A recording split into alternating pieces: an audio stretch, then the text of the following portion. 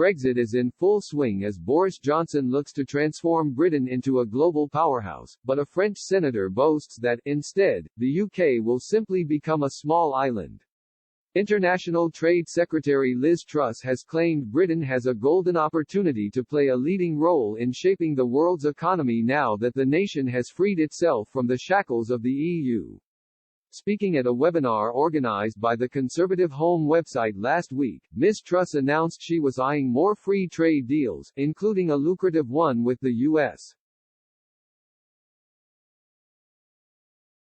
Ms. Truss, who has recently returned from India for talks aimed at paving the way for an agreement experts predict could be worth up to £100 billion, said, "What I think global Britain represents is a liberalizing instinct in favor of free trade, but it is also an ability to do things more flexibly, more nimbly and have that freedom of maneuver. The UK now has an opportunity to be a hub for trade in services, digital and manufacturing," Ms. Truss explained.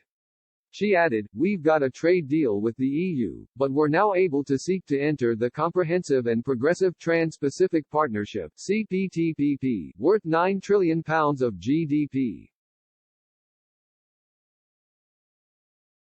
We can get deep access to that part of the world. We also want to strike a trade deal with the United States, and with countries in the Americas as well. And that puts us in a quite unique position of being able to have overlapping trade agreements that enable us to act as a hub for trade. Not everyone in Europe is as confident about Britain's capabilities as Ms. Truss, though. At the end of February, the EU's chief Brexit negotiator Michel Barnier appeared before the French Senate and, during the hearing, Paris' true feelings about the UK's divorce came into the open. French Senator Richard Young warned Britain will end up turning into a small island. He said, "We must welcome the agreement we have struck, but Brexit remains a bad deal for the United Kingdom, which sees its exports subject to customs and health controls. As for the European Union, air and sea links will be less fluid. The connection to the electricity network will have to be renegotiated within a few years." He added, "Boris Johnson's vision, very 19th century, is global Britain, which is based on bilateral agreements with all regions of the world.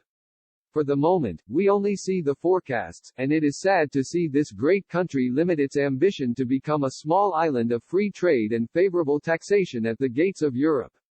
Brexit," Mr. Young noted, "is also a bad deal for France.